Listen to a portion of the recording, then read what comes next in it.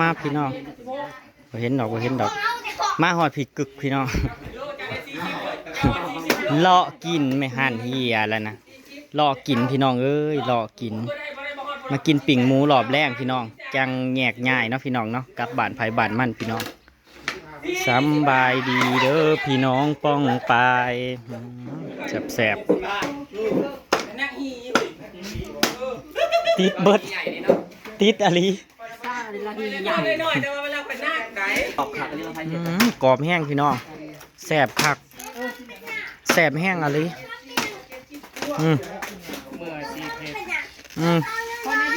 มือสีเพชรจังสิล่ะพี่น้องบ่มีกินพอดีมีแต่ความโอ้ยมันสิตกอ่ะเที่ยวเนี่ยนะมือคืนนึงไปสอดไปย่างลงหาแม่สะโอดสะอ้อนสาวกับโป่งแดงดิยังสมาเลิศเลิศเปอร์เซอร์แต่ว่าไปเราให้ใหม่โลดปูน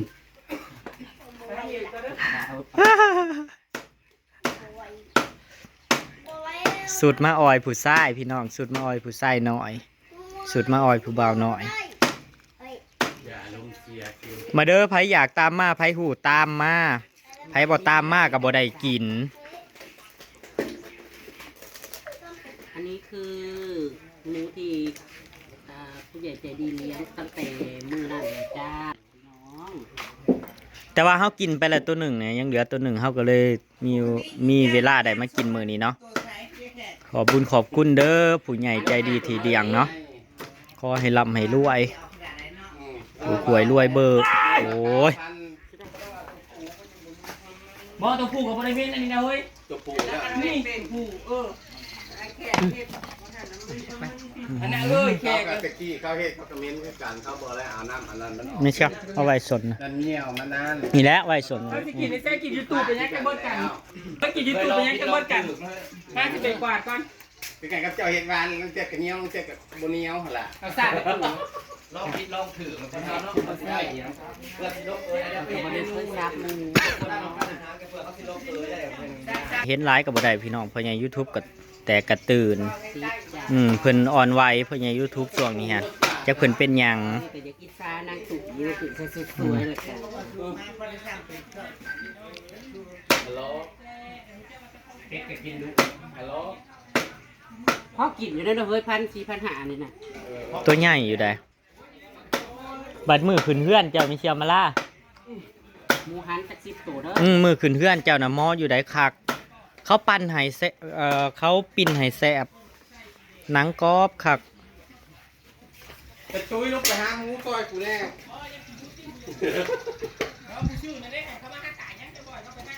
ห้ามบอกขึ้นมันตัวง่ายตัวบางง่ายก็ได้แต่ตัวละ5,000นึงบ่อยแจ๊กฮะได้แค่ตัว5,000สั่ง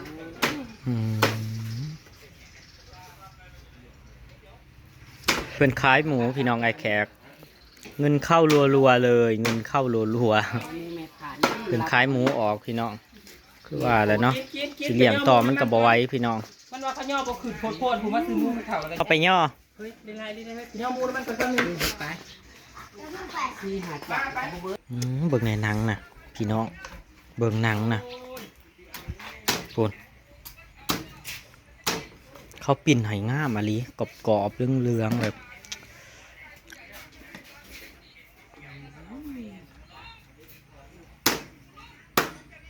เจ้ากระตรงปองอย่างนี้เนาะ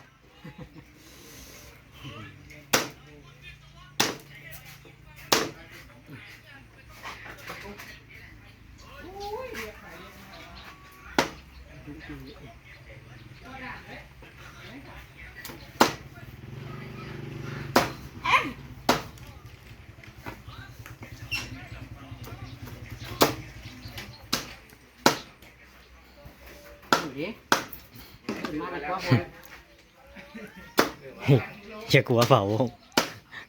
อย่ากลัวเป่าวงสรุปบ่ได้เมื่อใช่สิได้เมื่อคำ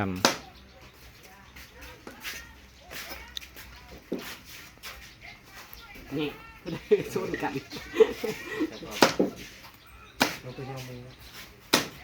เพิ่นลงไปย่อหมูเพิ่นให้ไม่นั่งตุยลงไปย่อหมูซอยม ฮะโอ้โหตกมาเด้อ สิมาอีหลีได้อนี่พี่น้อง อันอ้อในเร็ว สิมาอีหลีได้อนี่ฝนนี่ ออกออกกันมันตกบ้านมันนี่มันจะเสียแน่แน่ อืม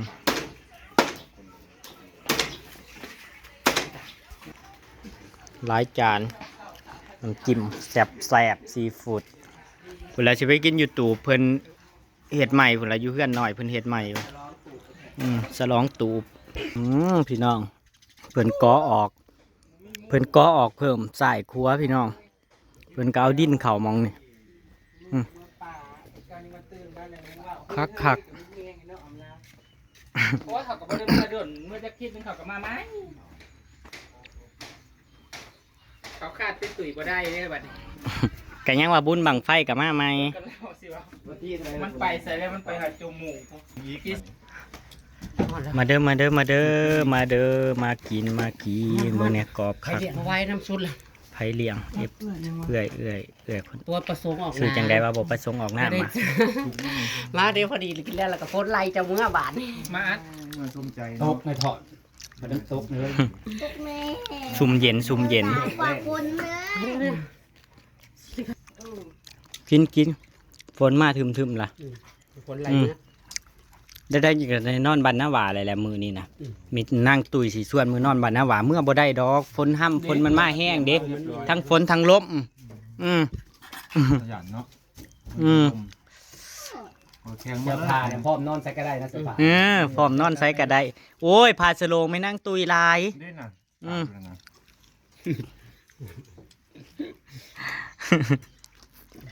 แม่นั่งยังไปย่อหมูย่อยังอยู่พี่น้อง นี่แค่ พี่ ส ก็ อ จะ ง ใส่เบิด เต็มสองตา ที่เดินทางกลับพี่น้องเลือดไผเฮือนมันเนาะปุ่นได้ยินเสียงฟ้าห้องอยู่ทึม ตกปากกอง ญาติ โอ้ยมาก แม่งอยากให้ตก ผู้ดีแหละ มาได้ ผู้ดีแหละเจ้าขี่รถเย็น เข้ากันแห้งอย่าไปให้ปู่ ถ่ายเจอขวา โอ้ยมันถามมันวิทย์ ที่เขาถามมาของใคร ถ้าออกไปวิทย์นี่กับสบายล่ะ ลักผมเป็น30ลักผมเป็น30 15เพิ่นบอก หาจะ 15ลักแข่งลงไปปากซอง เอาเสียว บัดนี้จากปากซองหาแก่งโดนจากลักซะ ต้องเศร้า โดน ลัก เคยไปดูอยู่ ไปหา เข้ากับแม่ข้างอย่าง ขี่รถแป๊บเดียวเอง หาแล้วโลก ไล่ครัวไปหน่อยเดียวหนึ่งก็ว่า ลักเพิ่นขี่รถไวกว่าเจ้าอีก ครัวเนี่ยบอยครัวเซมงเหียนะได้ไปกับ เฮ้ยว่านอนผ่านไปผ่านมาน่ะบ่ กลับไปประคืนปลากระปักเก่งโดนไปทะเลถืออะไรได้ หาไอ้อันนั้นก็ได้จักสิหาไอ้อีหยังบาวงบาเสื้อไงบา เอาขึ้นไปโลดเขาบอกเอาขึ้นก็เอาขึ้นไปเดินทางปลอดภัยเผาไปพุ่นจะหน่อยเจ้าสิออกยากและทางเจ้าซะเอ้ามึงจะไปใส่ จะไปส่งมาวงบอก โอ้ แล้ววะ อืม ผู้พวกนี้ เซนแลน นั่นบอกไปเข้าไปยังพวกไปน้อยเอาเริ่มจบทำเด้อ โทษขออภัยพี่น้องเป็นไอเป็นหวัดเป็นไอ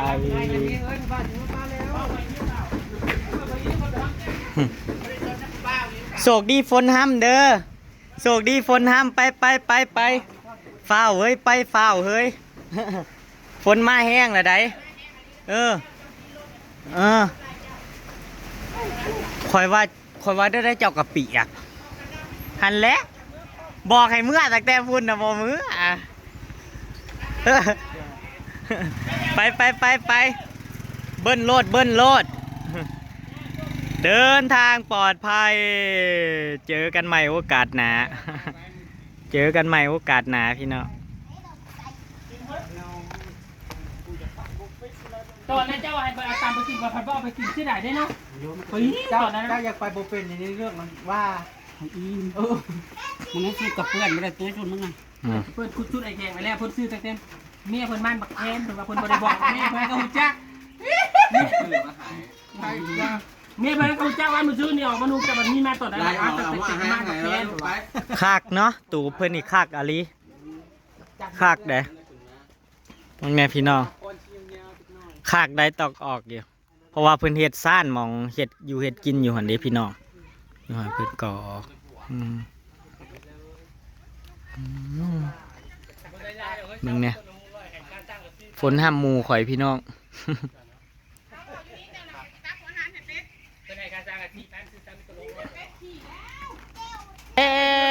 แล้วฝนมาแล้วแต่ว่าบ่ฮู้ว่ามันไปตกอยู่ไส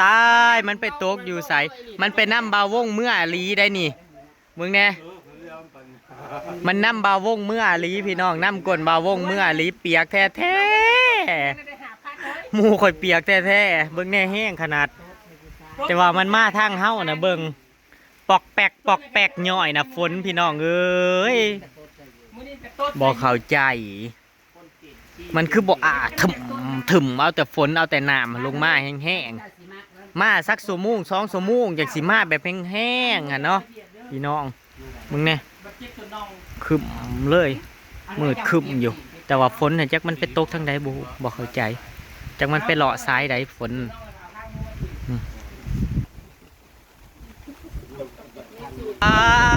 โอ้ยพี่น้องก้องกายพี่น้องป้องปายปาดลมคือแห้งแท้ล่ะเบิ่งแน่ผ่าใบเพิ่นน่ะสิไปแล้วผ่าใบทานเพิ่นน่ะสิไปแล้ว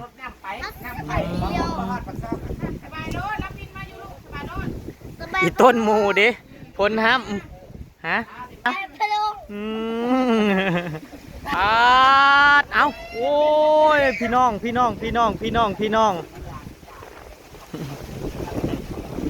อีต้นหมูเด้ฝนห้ำหมู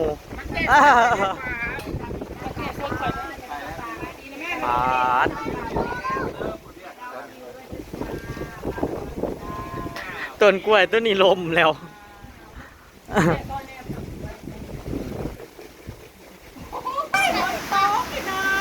ไปสิเมื่อเป็นเทกันเด้อ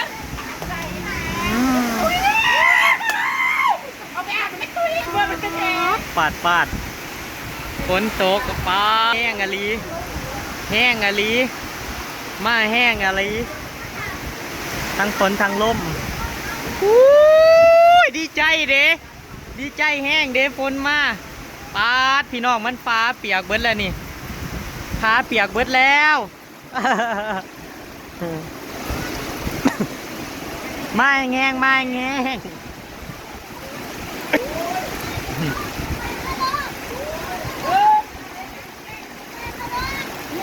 เอาจ่องไปเอาเล่าแน่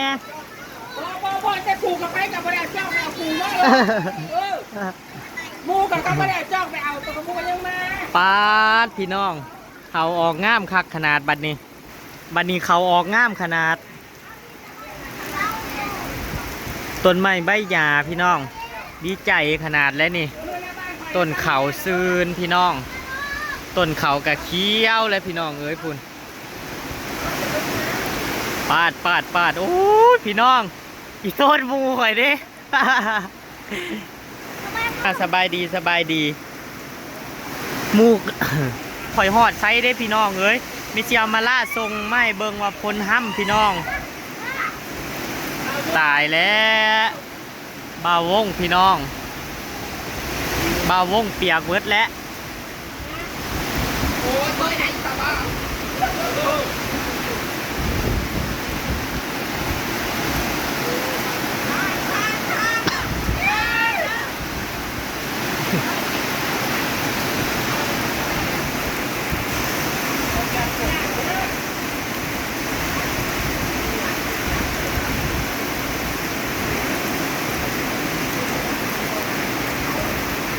ปาดแห้งลีได้พี่น้องแห้งลีหรอแบบนี้ก็เพราะว่าพี่น้องสมที่ล่อข้อไอ้เนาะพี่น้องเนาะหอบสาดแลนแล้ววันนี้พุ่นหอบสาดแลนแล้วเอา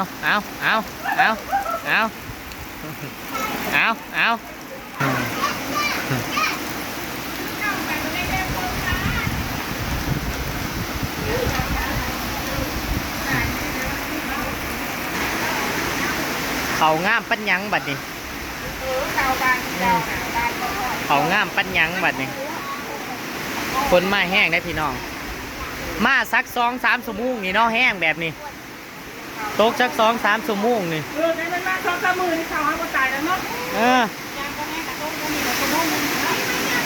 ป๊าดพี่น้องมึงเนี่ยต้นกล้วยสิไปแล้ว เดี๋ยวป่านะพวกไปด้วยเอาประมาณนั้น โอ้ยวันนี้นั่นคือจะได้ตากาเล่นประมาณนี้ไงฮู้กันเด้อ เมเซียวตุยสิได้กล้าแล้วบัดนี้เมเซียวตุยได้กล้า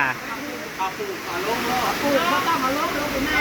เนาะต้นกันอยู่บ้านเล็กแค่เอ้ยมึงเอาแนวว่าโลดนั่นว่า เพื่อนละที่บ้าน พูนขนาดนั้น ไม่ได้ลายว านจะให้ใหญ่แล้วนั่นน้ำอยู่ให้ใหญ่แล้วนั่นเออ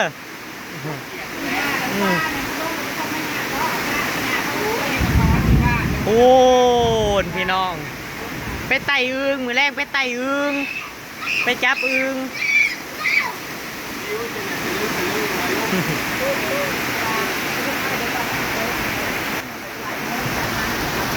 พูด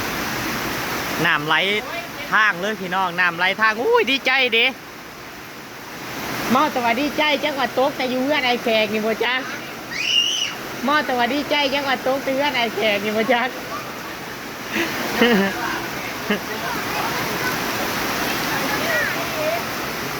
อลังการมากอลังการมากตกลงมาจากหาสมุงนี่เป็นหยังเอาแบบน้ำออกแกงทีบโลดไปจับจีรอน้ำเนาะพี่น้องทั้งสิได้ไปหาเฮ็ดพอแล้วบัดนี้บ้านไม่เซียวตุยได้ร้ายบ่ แน่นอนมันน่าหวานแม่คันนี้นะดีบนหาเห็ด เฮ็ดพ่อน้อยๆติดอยู่อธิษฐานคนโตนั้น รถตกแล้วรถตกแล้ว จะหอดปักซองให้ได้ ตายแล้วบาวงเปียก พลากิโลตามหลัง หอดใส่ล่ะที่เพิ่นส่งมานะเพิ่น สิฮอดแต่เจ้าบ้านไม้นี่บ่จักบ่กะ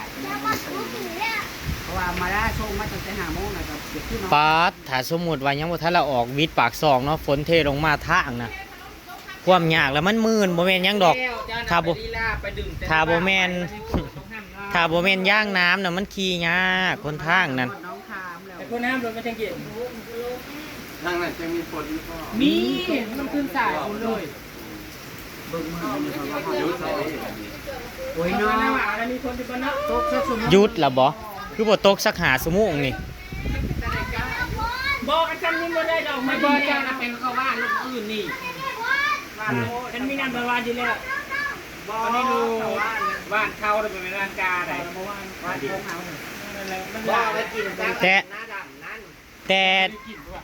เจ้าบ้านเก่าไปก็เอาคันกาไปกับคันน้ำบ่ว่าก็ตายอีคือกันเอา แต่หน้าโคกเจ้านะออกงามแล้วบ่ ว่าปีนี้ไม่ได้ดำหน้าพงแน่นอน เนาะสักเลี้ยวบางนาเคี้ยวเลยนี่นะพวกนานาอยู่เลี้ยวบางนา เจ้าสิเว้าหยังว่าเราได้ดำเฮานี่ก็สิได้ดำ บ่ได้ดำ อ๋อไปดำน้ำเรานั่นดำซอยเรา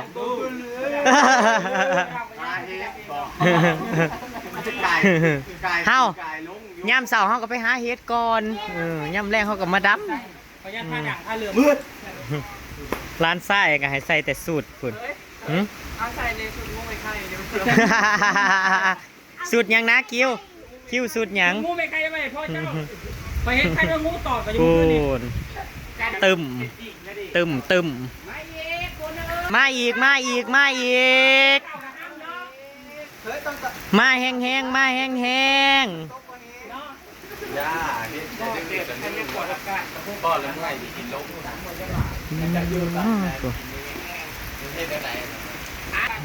พี่น้องเลยหยุดแหละโอ้ยเนาะยังบ่ได้ฮอด30 นาทีซ้ำ ไอ้บอดไอ้บอดเจ็บ เอาก็ไปนอนเขาให้ความสุขสันต์ต้นทางเบาบอกพัฒนาพัฒนาแต่อยู่ลุมได้กับไปเลย บ่ให้ไปกับผู้บ่าวน้อยสิให้ไปกับพายสับไปกับผู้บ่าวน้อยมันผัดม่วนสิให้ไปกับผู้เฒ่าๆบ่ซะให้ไปกับผู้ให้ไปกับผู้นั่งเคี่ยวหมากว่าแก๊บนำมาเคยปาก เที่ยวใส่คือจะเอาคนเทลงมาจากนี่รู้จักสิใส่ส่วนนี้ เขาไปกินอะไร โอ้ เห็นดิ ใครบ่รู้นี่นะฮะ เจ๊จะมาอมกับเนี่ยหู ไปพี่น้องอำลาพระจากพี่น้องตามคลิปหน้าพี่น้องเด้อจักหน่อยเฮาก็สิได้อวยตาวกลับมาเนาะพี่น้องเนาะลูกก็ยังบ่ทันไหลเกลือพี่น้องเอ้ยโดยสบายดีเฮาก็สิได้อวยเมื่อละพี่น้องลูกเต่ายังก็ห้องสวดละพี่น้องเอ้ยลูกชายข่อยโคลากยังบ่ทันไหลเกลือแต่เช้าพุ่นพี่น้อง จดกันรีบคุมลูกมันมีอยู่ นี่มันฮอดได้ดี ถ้ามันมาคุมลูกเอ็กซ์ แม่น่ะเขาก็เชื่อในนะ นั่นกับชุดมัน เพื่อนประจิมา แล้ ใส่ วกูว่ามันคุมลูกเอ็กซ์หอยอันนี้นะ เจ้าไส้จังได๋ซะ ลูกเอ็กซ์หอยไม่มายุ่งไปว่า ตรงนั้นเขาได้กันนะ ไปพี่น้องจักหน่อยเฮาก็สิได้อวยเมื่อละพี่น้องอำลาพระจากพี่น้องตามคลิปหน้าพี่น้องเด้อไปละพี่น้องสวัสดีครับผมฝนลัดทางพี่น้องอยู่อีกสักแป๊บหนึงพี่น้อง